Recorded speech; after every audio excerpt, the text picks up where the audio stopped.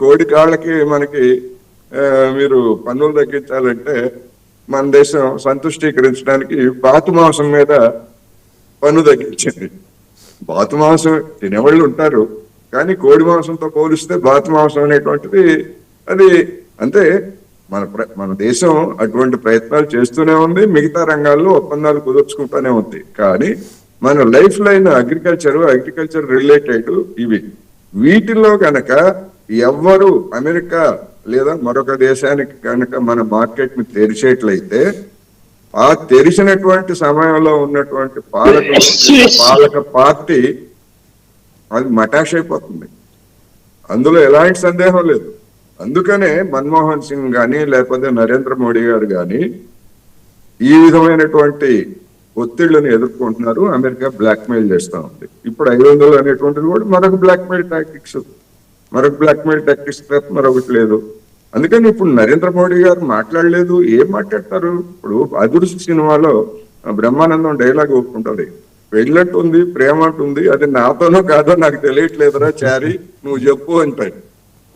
Phone మాట్లాడుకుంటున్నారు మన వాళ్ళు, మన మంత్రులు పీయూష్ గోయల్ వెళ్తున్నారు, చర్చలు జరుపుతున్నారు, అన్ని చేస్తున్నారు. కానీ ఆ ఒక్కటే అడక్కు అనేటువంటి దాని దగ్గర ఇప్పుడు స్టక్ అయి ఉంది. అందుకని దానికి అంగీకరించడం లేదా అంగీకరించకపోతే మీ సంగతి తేలుస్తానని చెప్పేసి అన్నాడు. మరి హిట్ లిస్ట్ అంటే ఇంక వేరే హిట్ లిస్టే ఉంది. భారత్ కూడా హిట్ లిస్టే కదా. 500% వేస్తానంటే ఏదో ఒకప్పుడు మిలిటరీ రీత్యా వచ్చి వెనుజులా మధురోని పట్టుకున్నట్టుగా నరేంద్ర మోడీని పట్టుకుపోతారా? అది కాదు సమస్య. అందుకని డెఫినెట్ గా ఇండియా కూడా హిట్ లిస్ట్ లో ఉంది. అమెరికా తప్ప ప్రతి దేశం, కెనడా హిట్ లిస్ట్ లో ఉంది, ఐరోపా నాటో దేశాలు హిట్ లిస్ట్ లో ఉన్నాయి. ఎవరికి లేవు అమెరికా ప్రయోజనాలు?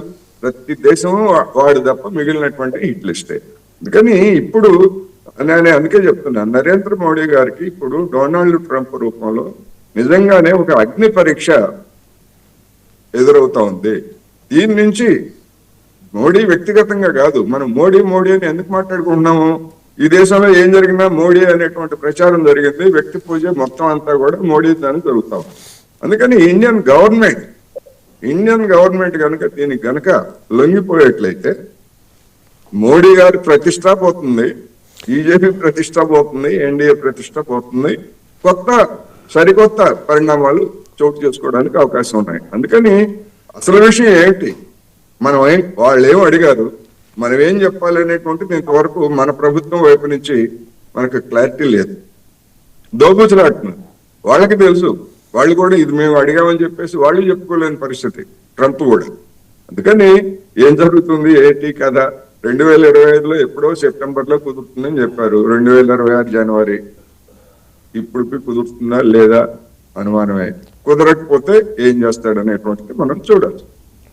సార్ ఇంకో ప్రశ్న, అంటే దీనికి అనుబంధంగా అనే ఇరాన్ గురించిన ప్రస్తావన కూడా చాలా బలంగా రౌండ్స్ కొడుతుంది. అయతుల్లా ఖొమైనీని అమెరికా లిఫ్ట్ చేసిందా, లేకపోతే ఆయన రష్యా పారిపోయాడా? మూడోది అసలు ఆయన ఉన్నాడా?